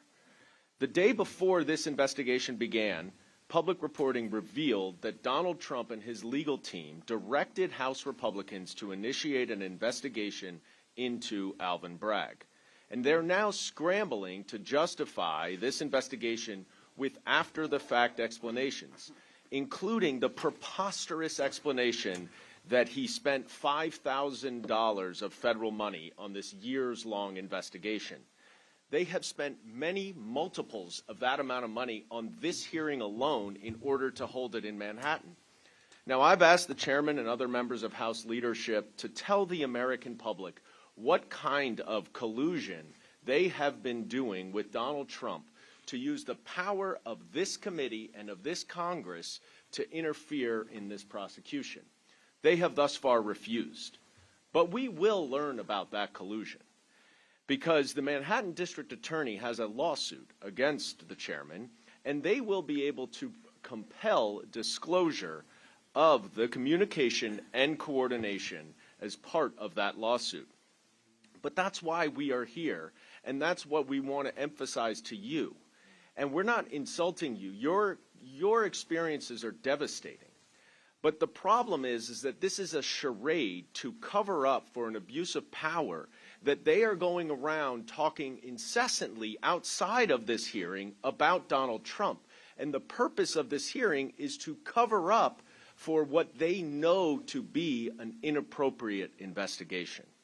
Now, I look forward, many of you are in New York City. Please? No, not right now, because I only have 20 seconds. I'm sorry. But I do want to Don't insult my intelligence. That you're not. Hang on. The gentleman's time. I'm not Okay, insulting your you're intelligence. trying to insult me Time. like I'm not aware of what's going Ms. on Brame, here. thank you. Okay? The time I'm belongs to fully aware of what's going on here. Gentleman, they will suspend. Gentleman gets another 15 seconds. Thank you. That's why I walked away from the plantation of the Democratic Party. Committee will be in order. Ms. Brame, what I was about to say is that as a representative of this city, I look forward to working with you, with Ms. Harrison, Mr. Holden, Mr. Borgen, all of you who are involved and engaged in our criminal justice system. Because, as I said, and my colleagues have referenced, Gentleman's time we has do expired. have a problem, not Gentleman's only time- in New York City, but around the country. Gentleman's time So has hopefully expired. we can Gentleman work yields together back. to reach real solutions, not charades like this. And I Gentlelady yield from back. New York, Ms. Stefanik, is recognized for 5 minutes. As a native New Yorker, born and bred, I think it's important to note that many of the Democrats on this committee have smeared brave victims and fellow New Yorkers here today, calling them props, a circus, a performance, MAGA Broadway pops, and an underlying sham. What have Republicans focused on? We've focused on giving victims a voice. We've focused on crimes. We've focused on your story as a father, visiting your son at the hospital, seeing his face beaten in with an anti-Semitic hate crime. We're focused, Ms. Brame, on your story as a mother, grieving the loss, rightfully grieving the loss, and advocating on behalf of your son and his legacy. Ms. Harrison, we heard your story about losing your loved one. And Mr. Alba, we heard your story, just the personal challenges you've faced dealing with the consequences of the vicious crime perpetrated against you. And in addition to House Democrats belittling the victims here today, Democrats have politicized this hearing, mentioning Donald Trump 38 times. That number for Republicans is 0. We are focused on victims and making sure that we support law and order in this country. There is a catastrophic crime crisis across America, specifically in our great cities and great cities like New York. New Yorkers know it, Americans know it. And while Democrats on this committee may claim that New York is not the epicenter, look no further than the last November election, where we flipped 4 congressional seats, delivering the House majority. What was the #1 issue? It was crime, because voters are smart. The people are smart. Mr. DiGiacomo, as a longtime member of law enforcement, I wanted to get your testimony today. How long have you served in law enforcement? Approximately 40 years. And in those 40 years, would you say the crime crisis today is worse than you've ever seen it? That's correct. Crime is up. Is it fair to say that it is a result of failed bail reform policies in Albany and Alvin Bragg's Day One memo? 100%. And here are some important numbers. In 2022, District Attorney Bragg's first year as DA, New York City saw a 23% surge in major crimes. Is that true? That's correct. From 2019 to 2022, murders are up 93%. That's correct. From 2019 to 2022, robberies are up 43%. Correct. Felony assaults are up 32%. Correct. And it's fair to say that law enforcement strongly opposed Bragg's Day One memo and failed bail reform policies in Albany. 100%. Mr. DiGiacomo, in fact, you have said, quote, Bragg gives criminals the roadmap to freedom from prosecution and control of our streets. In Bragg's Manhattan, you can arrest, deal drugs, obstruct arrest, and even carry a gun to get away with it. Can you please expound about why law enforcement opposes Alvin Bragg's Day One policy and opposes failed bail reform? Well, because, again, every time a detective or a police officer puts himself or herself in harm's way, arresting a felon or anyone for any crime, they're released immediately with no consequences. Mr. Borgen, as a family member of a victim of a heinous violent crime, your son, as you talked about, was a victim of a violent anti-Semitic hate crime committed at a pro-Israel event. Your son was jumped, beaten, and sprayed with mace. In fact, and I think it's important for the American people and my colleagues across the aisle to hear this, your son describes this as, a whole crowd of people proceeded to kick me, punch me, beat me down. I felt a liquid being poured on my face, and at first I thought I was getting urinated on, but it turned out I was getting maced and pepper sprayed. My face was on fire. That pain was worse than the concussion and all this other stuff that followed. And yet the attacker said, if I could do it again, I would do it again. And yet, District Attorney Alvin Bragg gave him a sweetheart deal. What is your message to District Attorney Alvin Bragg? Well, the man is incompetent, obviously, in the big scheme of things. But unfortunately, our hands are tied. He can come to us. He offered him other deals. My son did not accept them. Right now, the court case is pending, and different deals are passing on from back and forth. But between me and you, I lost faith in the justice system with Alvin Bragg. I don't feel anything's going to get done. Like in the other cases also, her son's attackers walking around scot-free like nothing happened. It's a disgrace. And I just want to say something, Mr. Ivey, I compliment you. You're the only one who sat here on the Democratic side, didn't bring up Donald Trump. And you're a mensch. You talk straight. You didn't look to make partisan politics here. I want to compliment you. Ms. Harrison, what's your message to Alvin Bragg? I'm a walking example of not ever being whole 18 years after losing a loved one under horrific circumstances and not seeing justice. My life will never, ever be complete without Kevin, and knowing that the murderers' families are walking free, spending Christmases and Easters with their family is it's beyond comprehension. So I hope that he will pay attention to what's happening here today and realize the effect that he's having on survivors of homicide victims for the rest of their lives. Thank you to the victims for the bravery sharing your stories. Thank you to our former law enforcement officers for your leadership. Yield back. Gentlelady yields back just to the witnesses. Now we'll just be on this side. I think the Democrats have all went. It's about 40 more minutes. If you got to step out, just please let us know. But we want every member to get a chance to talk to you. If you need to step out, please just excuse yourself. And Capitol Police, make sure you know where you're going out there. With that, I yield to the gentleman from 5 minutes to the gentleman from Texas, Mr. Roy. I thank the chairman. Much has been made about why we are in New York City. In a memorable moment shortly before he was elected, former Mayor Rudolph Giuliani told an editorial board meeting he cared about statistics, but the real measure would be whether people actually feel safer. That, he said, was the ultimate test of policing and political leadership. He said that in 1993 when New York was averaging 2,000 murders a year. By 2013, it was down to 333 due to the strong support of law enforcement and the anti-crime policies adopted by the city. Got down to 288 by 2018, but now it is back up to the mid-400s. I think this is the question, is whether or not you feel safe. And the question I'd ask of Ms. Brame, Ms. Harrison, others, do you feel safe in New York City right now? No. Mr. Alba, do you feel safe in New York City?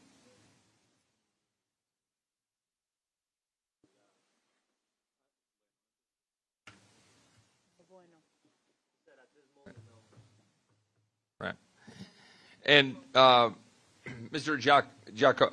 Giacomo, your history in law enforcement, you said it's as safe, as unsafe as you've ever seen it today in New York. Yes, that's correct. And isn't that the ultimate measure? Isn't that the question?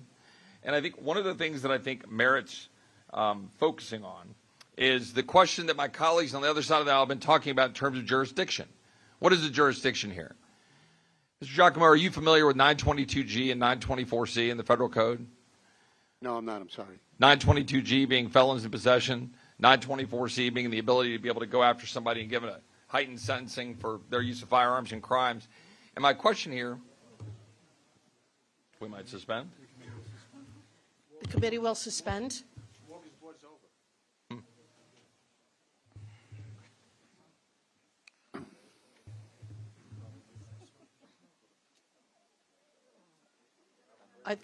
The gentleman is recognized to continue.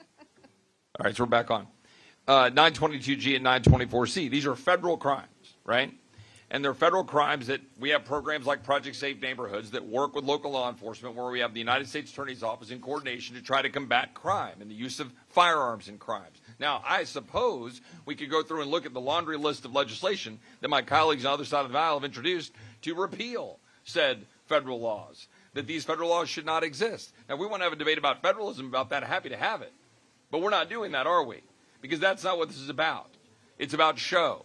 The fact is we do have federal laws on the books to go after criminal misuse of firearms, but they're not being enforced. And they're also not being enforced at the local level. Those are the facts. And the facts are we're letting criminals out of jail.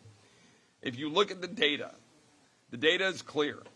The average criminal has 11 prior arrests, 5 criminal convictions. 77% have 5 We need the plus. crowd to be quiet, please.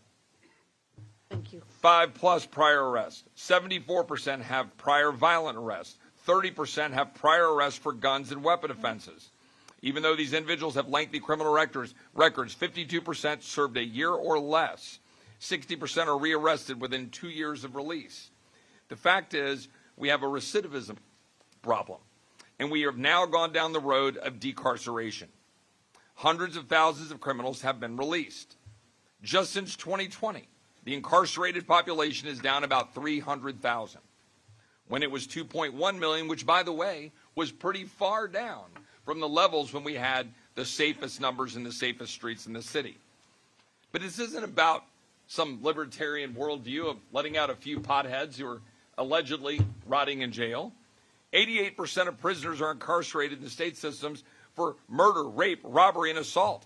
It's responsible for most of those sentences. A mere 14% are in custody primarily for narcotics offenses, and the vast majority of these are felony trafficking crimes and misdemeanor possession.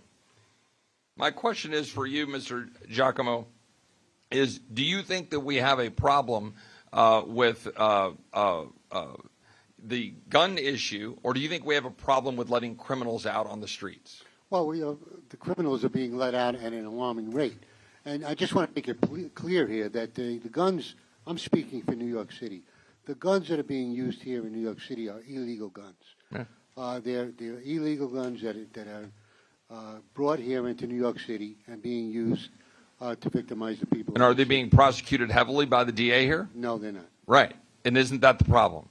That is a major problem. And are they being prosecuted in coordination with the United States Attorney's Office using 922G and 924C to prosecute them? Not that I'm aware of, no. Right. And isn't that fundamentally the problem? Correct. Question I have, my colleagues on the side of the aisle mentioned former President Trump a number of times. I would just ask, was it former President Trump, Ms. Brame, that killed your son? No. Ms. Harrison, was it former President Trump that killed your loved ones? No. Was it former President Trump that stabbed Mr. Alba? Was it former President Trump that prosecuted Mr. Alba and prosecuted him for defending himself? No. I yield back. The chair recognizes the representative from Texas, Mr. Niels. Thank you, Chairwoman. All right. Check, check.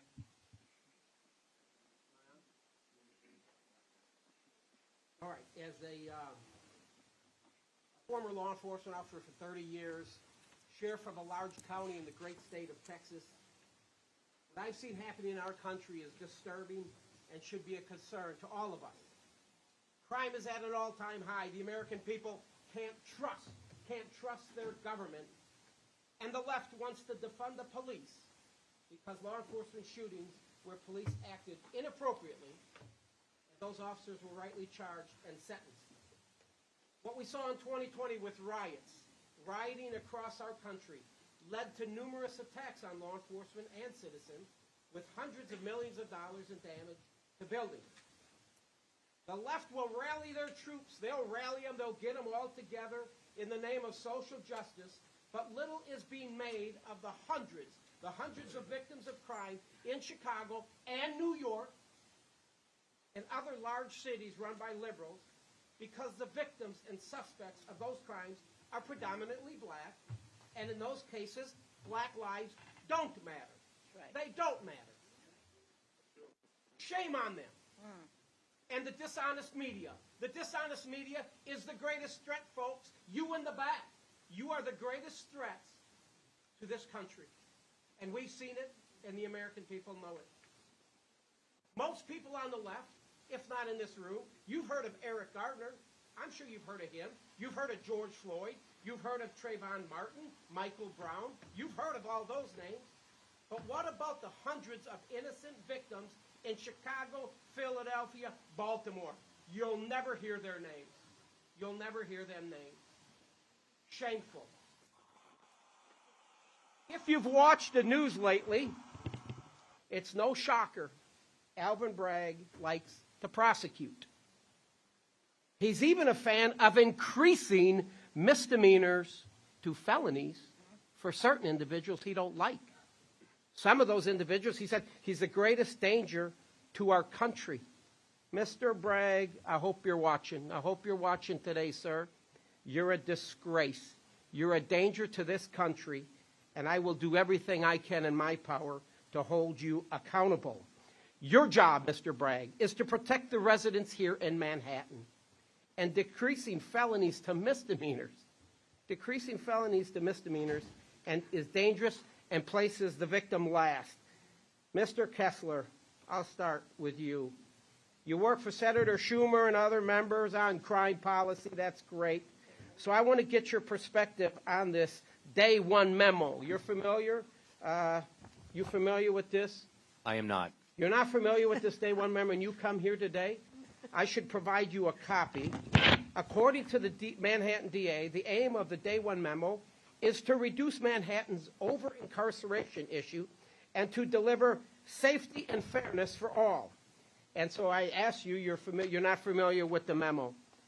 The Day One memo stated the DA's office will not prosecute minor offenses that, quote, have no impact on public safety, end quote. So let's talk about some of the things Alvin Bragg considers minor offenses. Resisting arrest. Can you tell me how not prosecuting this makes New York safer? Resisting arrest. I'd have to. We're not going to prosecute it in New York. We're not going to do it. Right. We're not going to do it. Did you ever ask law enforcement? Mr. Giangelo, how do you feel about that? How do your law enforcement officers feel about not prosecuting resisting arrest? They weren't happy about it. That's well, you wonder why 1,400 officers left New York PD in 2022. Why in the hell would you work here?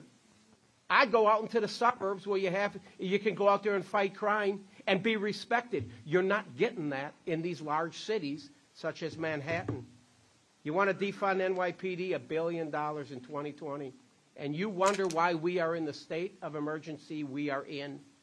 Mr. Bragg laid out 5 sections of law that covers armed robberies and says New York will not prosecute them. In short, according to this memo, if you hold a gun to a clerk's face and ask, empty the cash register, sir, we are going to take that, and that's going to be a misdemeanor, no big deal. That's no big deal. How do you feel about that, Mr. Kessler? What if I come over there and I put a my pistola and screw it in your ear, and I don't say anything bad to you, and we're just going to say, Mr. Niles, that's just a misdemeanor here in the great state of New York. Well, that has happened to me. Well, sad, isn't it? How'd you feel about that? I was pretty scared. Pretty scared. Yes. But we're going to consider that a misdemeanor here in the in New York. It's unacceptable. It's disgraceful, and I wish I had more time. Thank you. The chair recognizes the congressman from Wisconsin, Mr. Fitzgerald. Thank you, Madam Chair. Pretrial release decisions. New York state law requires an annual report of pretrial release decisions made by New York City courts. The latest data, released in September of 2022, shows that statistics of pretrial release granted to individuals across all categories of offense between 2019 and 2021. Here's a few takeaways from that. Since New York City repealed cash bail for certain nonviolent felonies in 2019, the instances of imposing bail have decreased across all categories of offense, including violent felonies. Release was granted in more than 75% of nonviolent felony cases in 2021, and of those released, 40% went on to commit another crime within 180 days, with 10% of those being violent felonies. In those cases where bail was actually set, which in 2021 was about 12,000 cases, more than 3,700 of those had bail set at $1.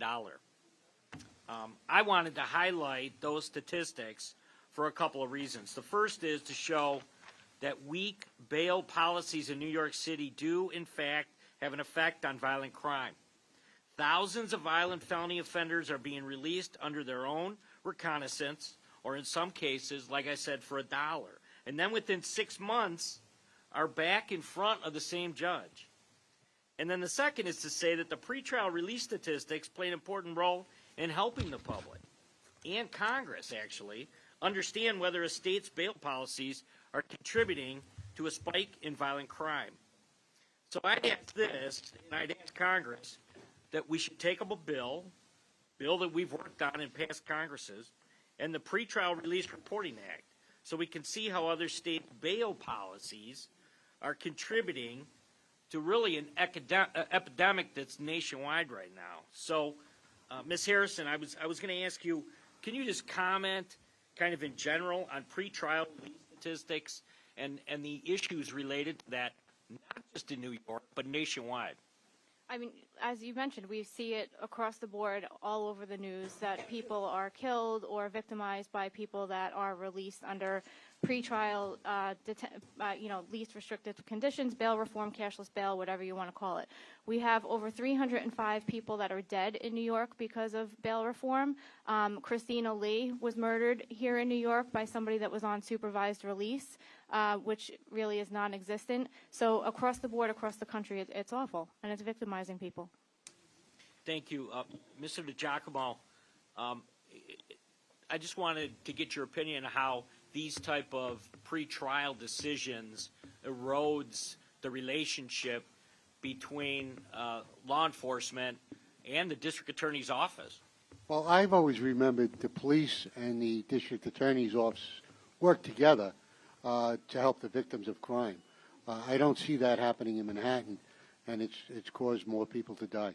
It's got to be disheartening for officers on the street to go out, do their job on a daily basis, make the arrests, do the right thing, put their lives at stake, and then find out on the back end that the DA didn't follow through on either prosecuting or, at the end of the day, kind of a slap in the face when you find out that they were released on a $1 decision? Well, absolutely. And like I said earlier, every time you engage the criminal element, you're putting your life in harm's way. Very good. Thank you. I think. Yep. I yield to the gentleman from Texas. Thank you. When I think of victims of crime, being a sheriff, having to deal with it pretty much all my life, and I think about an individual having to protect himself, and when you have some type of a knucklehead, we got one over here on this poster board, Mr. Alba, you have to deal with this. This guy's in your face. You felt scared, didn't you?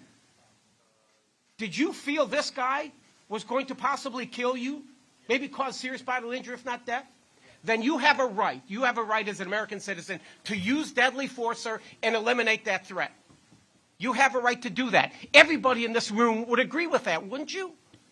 I mean, when Will the is gentleman it okay yield in for America? 1 minute? For a second, sir? Will you yield over here?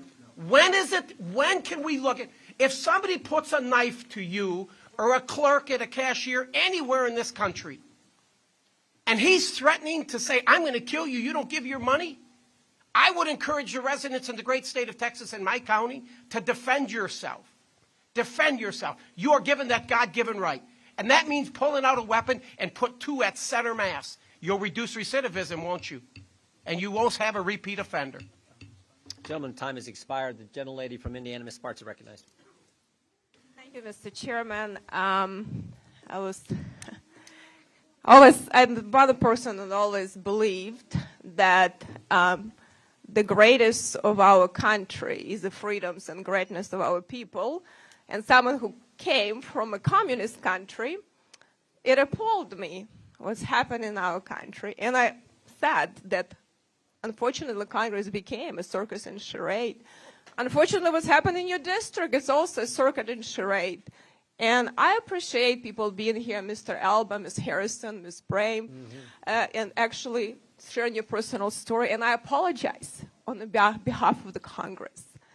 I also appreciate Mr. Holden sitting here and actually willing to challenge your own party. I actually do it quite a lot. And a lot of people in your party don't have that strength, and I hope we can see more of that. You know, on the way here, one of my constituents texted me. We had police officer suicide. We had police officer killed in the district last year. We have a serious problem with our criminal justice system. Our government is set up to protect people's rights to life, liberty, and property, and it's not doing it. People play in politics, and it is one of the core functions, and this committee has that function. So I appreciate Mr. Chairman actually having field hearing. I actually appreciate my Democrat colleagues showed up this time, because I hope we'll do more. Because the city of Indianapolis has higher murder rates than the city of Chicago, and we have a Democrat prosecutor. He is not enforcing the crime, the laws. And the problem is what we have right now, and I actually agree with Mr. Goldman and Lofgren about jurisdiction. It's a challenge. I want to hear what we can do, what we shouldn't be doing, and I hope we will have more discussion about jurisdiction, because we're overreaching significantly on the states' rights. And a former state senator, I have a huge problem with that. I also agree with, at least appreciate Mr. Ivey said, you know what, it's all about gun control. At least he's honest, okay? Not like do all these talking points. Like I was listening to TV this morning. They already say, oh, committee came about talking about Alvin Bragg. I honestly don't give about him. I actually care what is happening in this country. And I think it's important for us to hear from we the people, because people are not heard in D.C. There is no lobby for the people in Washington, D.C.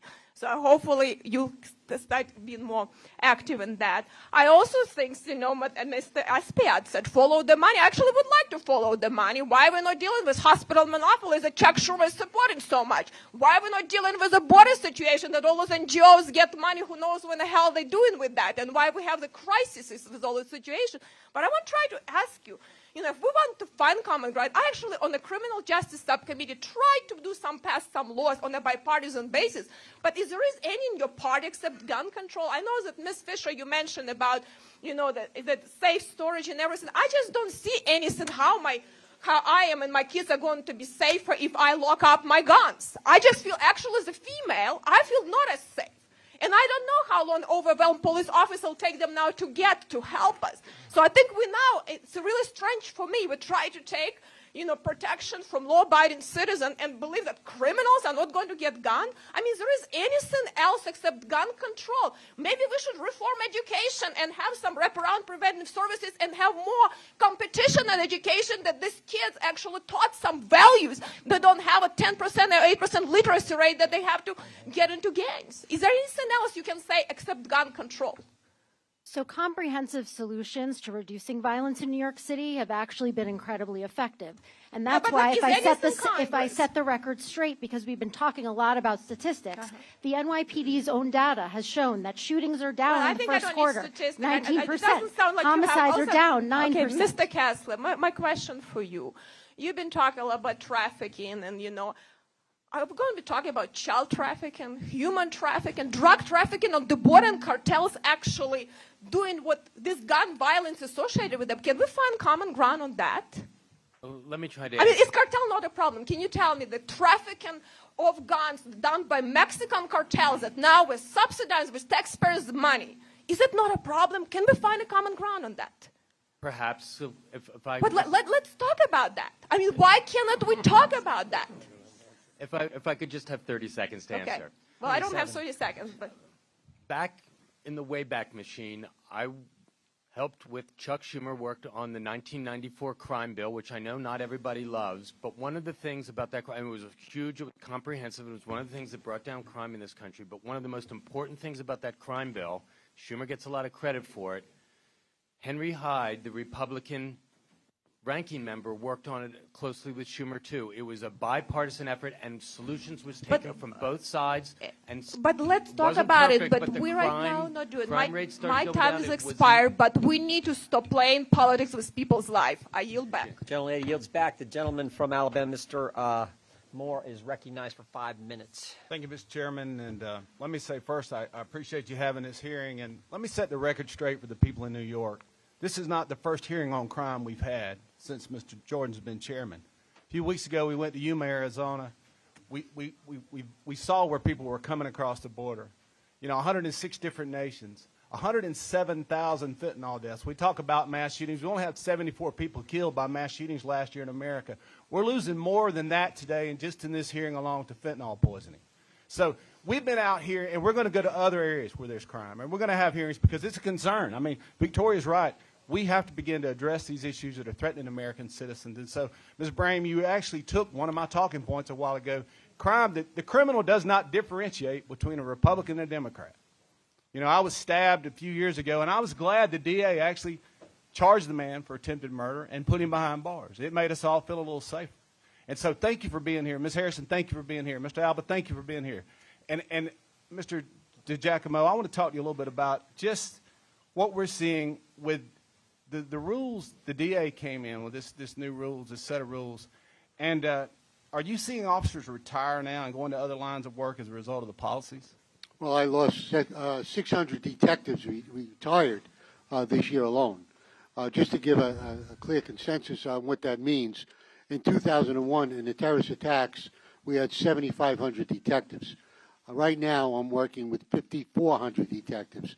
And we're doing more investigative steps now than we were done then because of the video canvases, and we're also doing counterterrorism duties as well here in New York City. What do you think the primary reason the detectives, you're losing that experience level, why are they leaving? Well, you know, when you're a detective, you investigate crimes, and sometimes it takes months to investigate those crimes, and there are reports that are this high, and the detective puts many, many hours and days and weeks sometimes investigating those crimes just for the individual to be let go. And they're getting frustrated, and they are frustrated is the real and I guess they risk these lives as they're investigating these crimes as well. Always. Yes, always. You know, New York City detectives do everything from patrol to climb the bridges and everything in between, homicide, special victims, narcotics divisions. So detectives and all police officers here in New York City do very dangerous work 24 hours a day. Mr. DiGiacomo, I got a question. You know, I find it interesting that when a law enforcement officer uses a weapon to defend himself or even in pursuit of a criminal, it's always the law enforcement officer's fault. But when it's the criminal using the gun, it's always the gun's fault. How do we address that in society? Why does the left always drive that narrative? Well, it's very simple. It's the person that is handling the gun. It's the criminal element that's using the gun and victimizing other people here in New York City and across this country. So, in some sense, it must be the person, the individual responsible, not the law enforcement officer himself. 100%. How do you find a man or a lady that wants to be law enforcement officer if she pulls her weapon in a life-threatening situation and she shoots somebody? She's going to be tried for murder, or he's going to be tried for some sort of crime. But if he doesn't pull his weapon, he ends up dying. How do you recruit people to go into that industry? It's a dying profession. That's, you know, it's scary for me, for our society in general, if we cannot recruit good law enforcement officers and they're crucified by the left and the media when they act to save themselves or their partners' lives. And if I may, yes, please. There's no profession, at least here in New York City, that has more oversight than the New York City Police Department.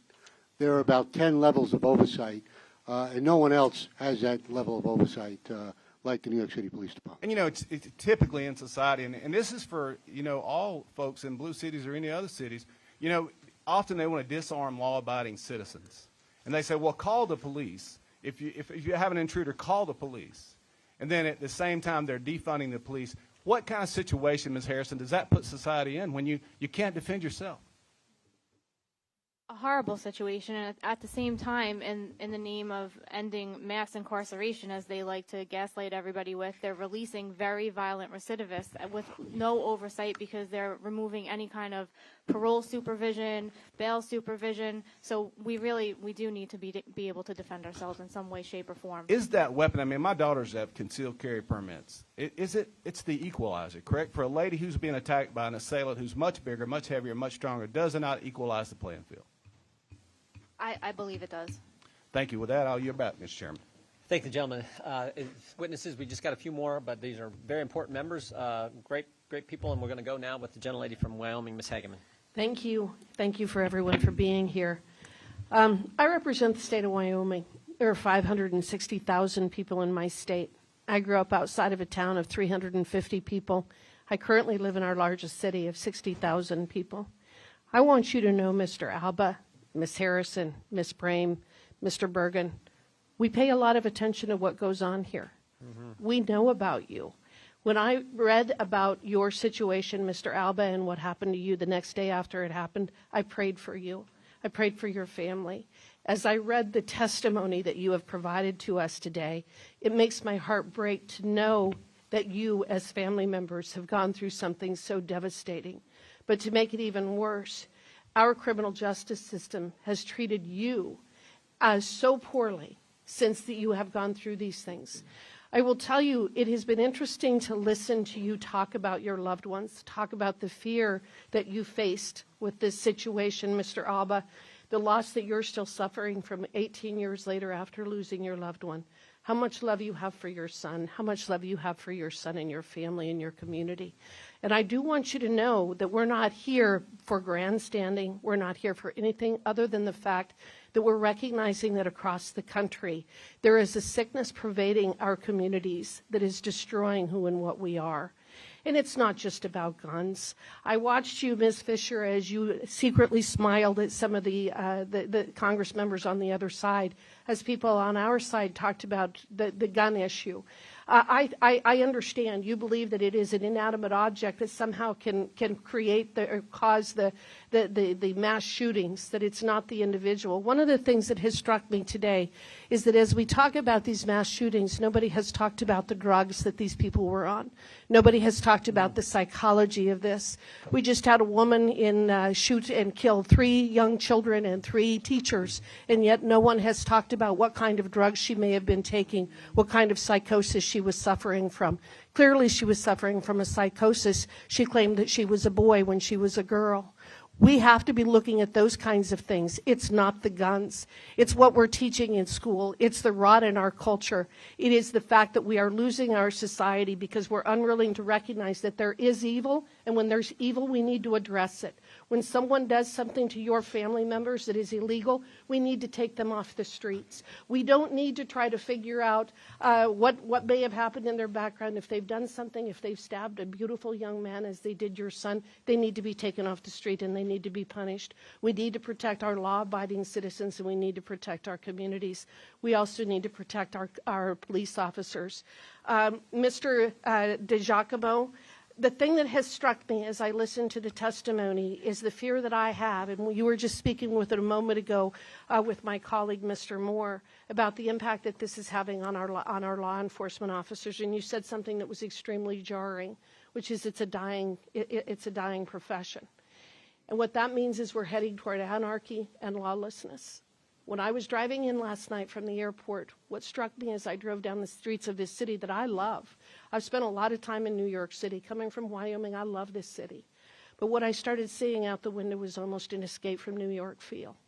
We don't want our big cities to die. We don't want to lose the culture that we have here. We in Wyoming love New York. We love Portland. We love Austin, Texas. We love these places. They're part of our culture and the fabric of our society. But we have to address the fact that there are people who are willing to kill and stab and hurt other people.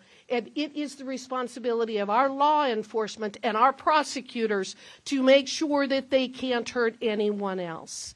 With that, I want to tell you there have been many times today that you've been called victims, and I don't see you as victims. I see you as very, very brave people for being willing to come in here today and tell your story and make sure that everybody in this country knows your names and knows the names of your family members. With that, I yield back. Well said. Gentleman from Texas, Mr. Hunt, is recognized. I cannot thank you all enough for being here. Thank you for sharing your lives with us. Thank you for sharing your stories. I greatly appreciate it, and being from Texas, it's an honor to be in your presence. In the 90s, mid to late 90s, New York City was considered one of the safest cities in America. When I was at West Point from 2000 through 2004, I took that train down here many a day. Had a pretty good time in this city, and I felt relatively safe when I did just that.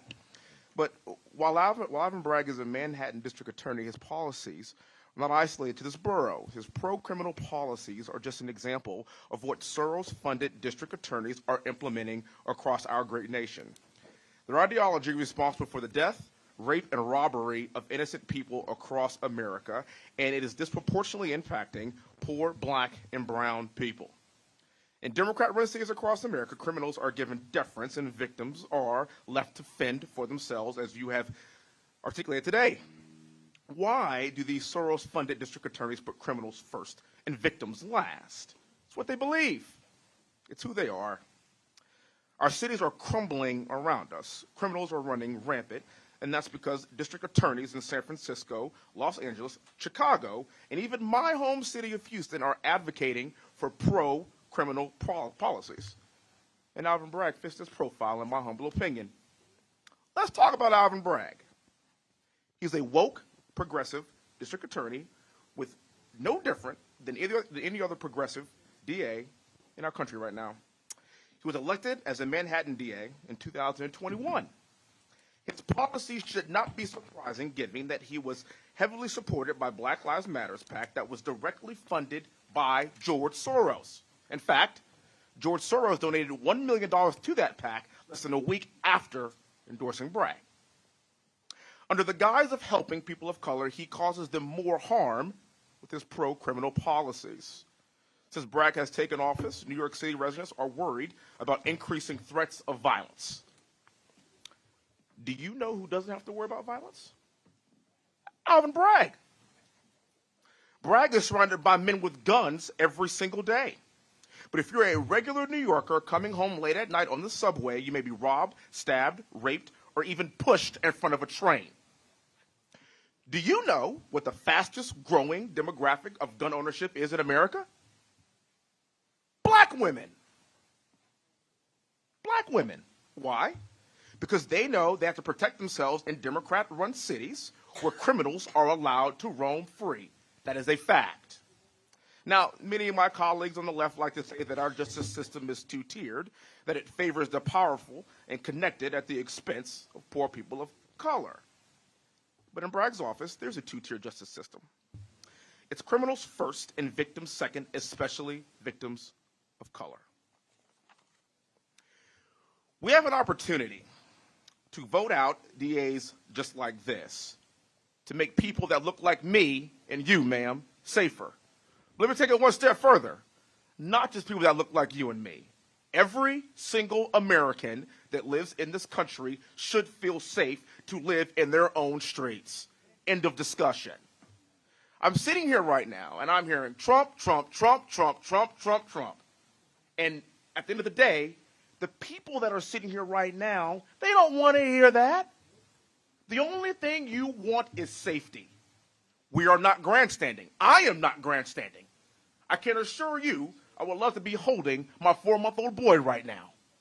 But I am here to fight for you and to hear your stories and to allow you to tell your stories. And for that, I am forever grateful. And ma'am, you ain't the only one that's actually left the plantation. It's happening all over the country. And with that, I yield back. Thank you. Gentleman yields back. Mr. Kiley is recognized for 5 minutes. Thank you, Mr. Chair.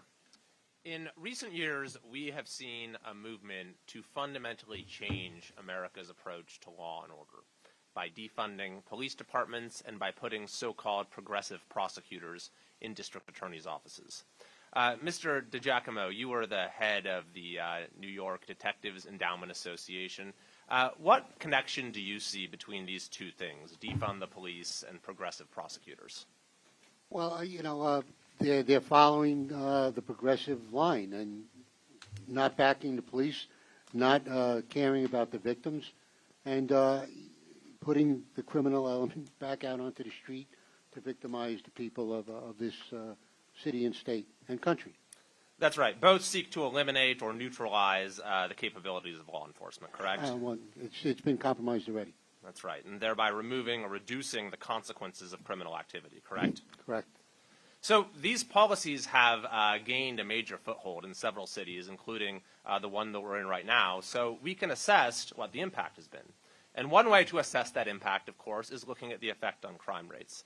Now, Mr. Holden, you're an elected city council member in New York, member of the Democratic Party, and you testified today about failed progressive policies. So just to be clear, when you say these are failed progressive policies, is that because they've caused crime to go up or to go down?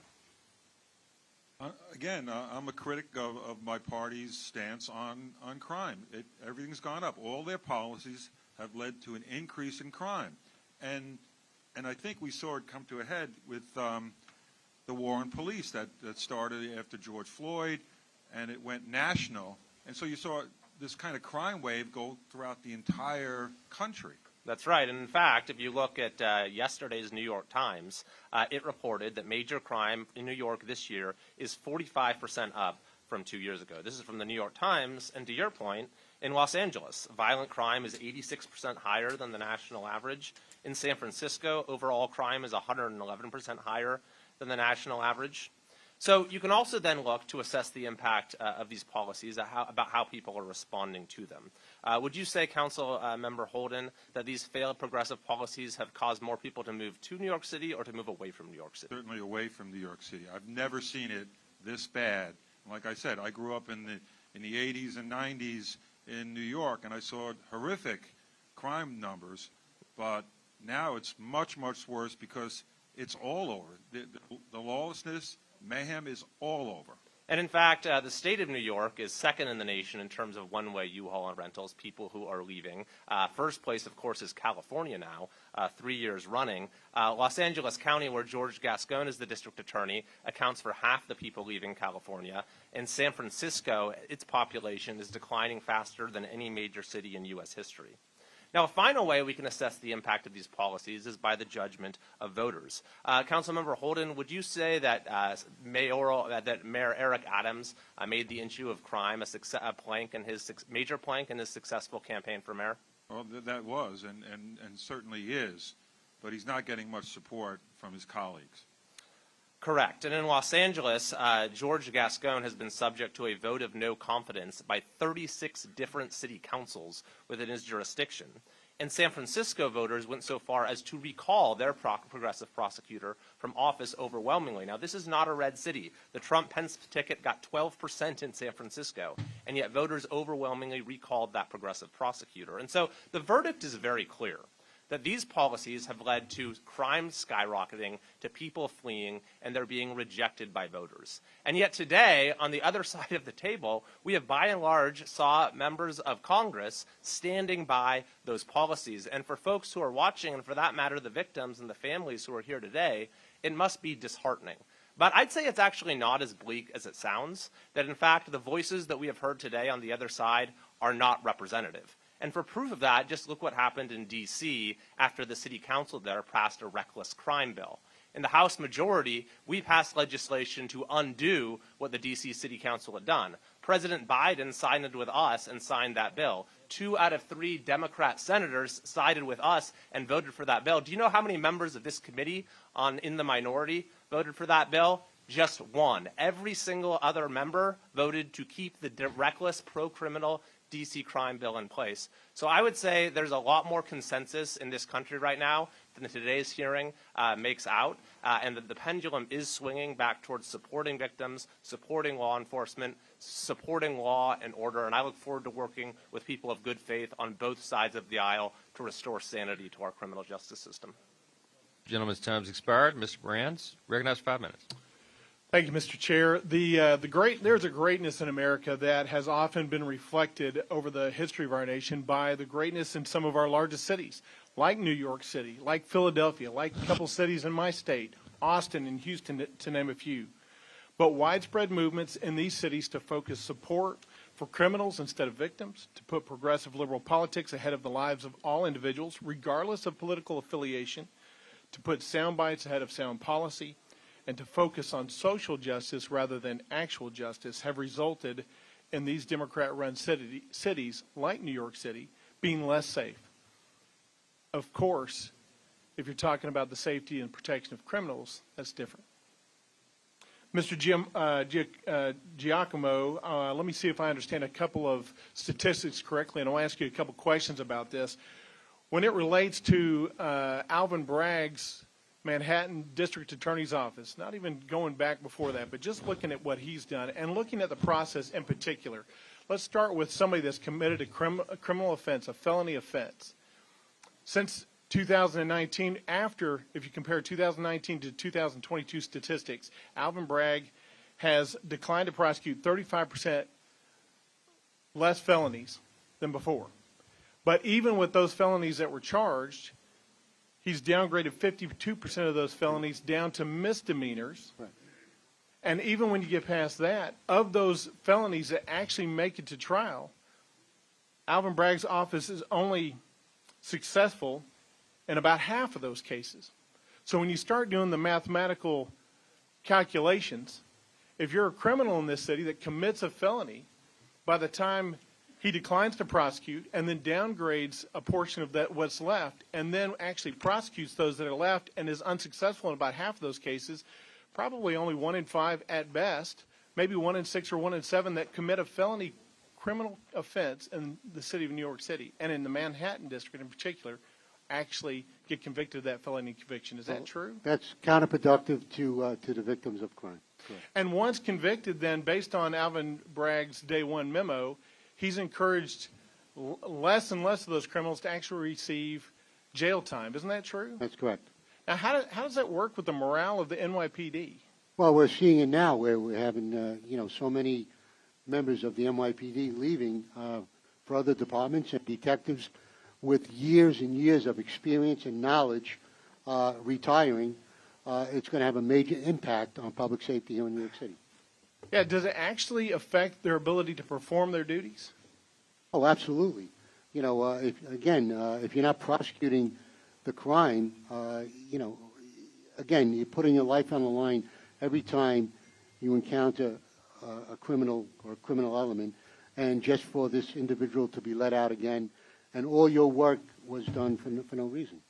I'd like to know what you're hearing, because you have your ear to the ground. What are you hearing from the men and women, the brave men and women of the NYPD, about their desire to continue to serve under these kind of circumstances? It's policing here in New York City is the most difficult I've seen it in 40 years. It's almost impossible for these young cops and old and detectives to do their job effectively because you don't have a clear understanding and working relationship with the district attorney's office. And how does it affect their job and their ability to perform their job that about half of those actually charged with felonies are out on without any bail at all, awaiting trial, and only about half are in? Well, it breaks the morale, and it breaks your desire to serve and protect the people of the city. Do you see oftentimes when these that have committed felonies that are awaiting trial are actually out there committing more felonies while they're in their pretrial state? Well, that's the sad part about this. They're out again victimizing the people of the city. And, excuse me, that's why the morale in the NYPD is so low right now. One of the things that you mentioned in your testimony, your written testimony, is about juvenile offenders. Talk about juvenile offenders under Alvin Bragg's district attorney's office, whether or not they're committing more crimes, whether or not they are incentivized to be part of gangs more than they were before. Well, it used to be 2% of the crimes in New York City. It's now double digits.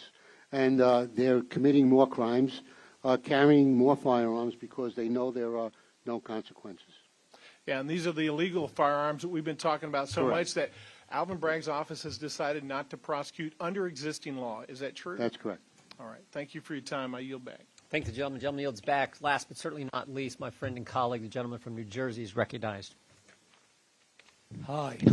You guys got to be tired. I know after a while you almost have your eyes glaze over. I want to tell you, and I really mean this, and there's a lot of people in this room who mean it. We appreciate you. We appreciate your bravery, your strength, your love for the ones that you lost. We appreciate the professionals who are here who are willing to speak up against all odds. This is a big deal.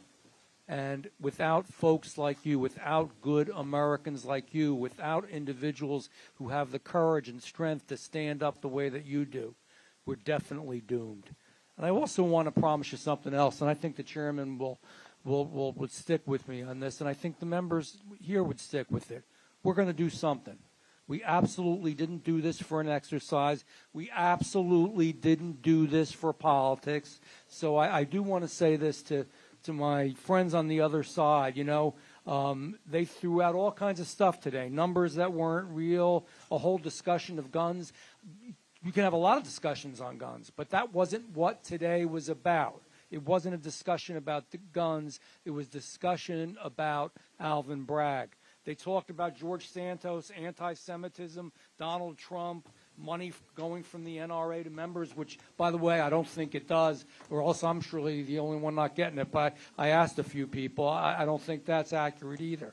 That's an old political trick, just so that you all who are sitting here at this table know you put the shiny object up here. The shiny object is Donald Trump. So hopefully you hope that you all and that we all get so focused on his issues and get drawn into that. I don't give a damn about his issues right now. We'll deal with his issues, and they're important issues, at another time. I care about your issues. We care about your issues.